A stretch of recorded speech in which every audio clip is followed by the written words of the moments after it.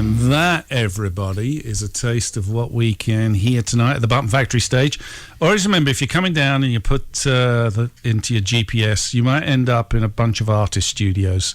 And if you do that, you're real close, you ain't far away, so make sure you persevere. Make sure you really try. And we're really close to the loaded questions, so put that in your GPS. Stick that in your GPS and you'll find us. So doors open at 7, show begins at 8. Come and hang out. It's just kind of fun being at the Button Factory stage. So that was one of the songs from one of the bands that's playing tonight. And I'll play you another song before they go and warm up a little bit and sound check. But before we do that, we've kind of found out your influences, where you're from. But let's talk about your future plans. So musically, I know you're not on tour and you're not actually planning on playing anywhere. But obviously you've got some plans for the future about that. And musically, what are you hoping to release in the near future?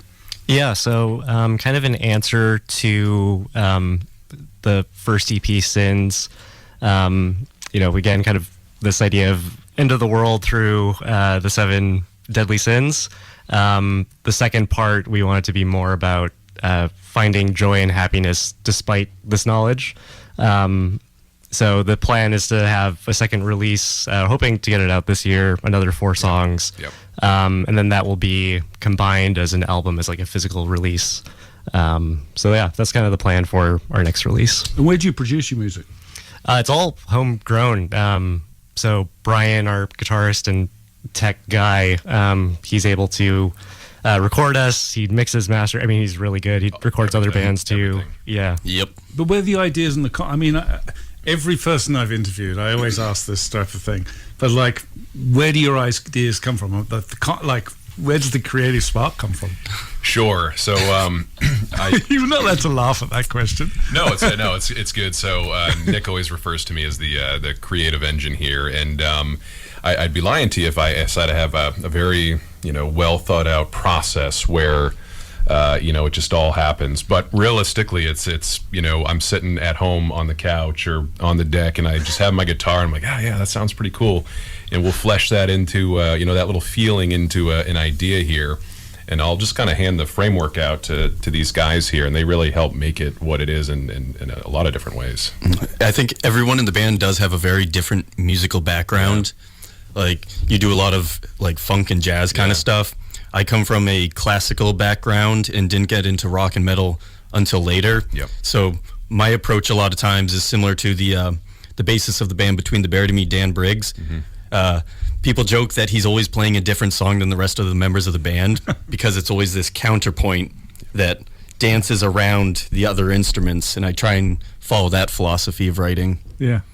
Yeah, and myself, like, when these guys get deep into music theory, I'm lost pretty quick. So I'm always the one kind of dumbing stuff down, I think, and making it a little bit more simple. But he keeps us in line. Yeah, dumbing down not so much. It's like, hey guys, maybe get back on the rails a little bit. Yeah. Keeping it raw. I don't know about that. Just I like dumbing it down because, again, like when they're talking and getting into like time signatures and stuff, I very quickly lose my footing.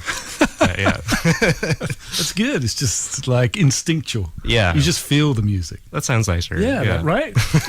Don't think of it as like any shortcoming, right? Yeah. That's all that means. It's distilling. Yes, that's a good term.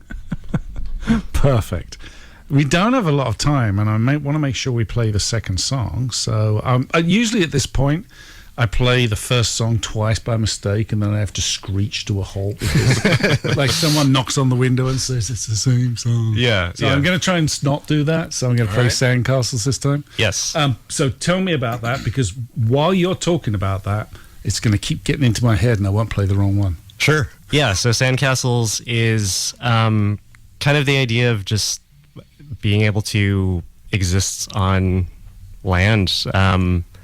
We see these horrific natural disasters and how real estate companies and things like this quickly grab onto these very hurt, damaged communities. Like we saw it in Hawaii with the natural disasters happening there, and then like hotel chains buying up all this property. Then the locals don't have much of a place to live. Even back to like, U.S. and colonial times, it's kind of all tying to being able to exist and have a place that's safe to live. Have you seen the erosion down on the New Hampshire seacoast? That last few. No, If it's anything like Maine, it's very evident. Yeah, there's a area called Hampton Beach, and there's a casino down there. And there was a couple of times during the winter where the streets were blooded, just canals. Sure. Yeah. And it's just shocking how bad it is. And it's a shame because some of these places have been around for a century, and they've been washed away. Yeah. They really are. Yeah. Well, that was depressing, wasn't it? So, Come to the show. It'll be fun. yeah, come to the show. So this is what we'll be talking about now. Let's have a listen to Sandcastles.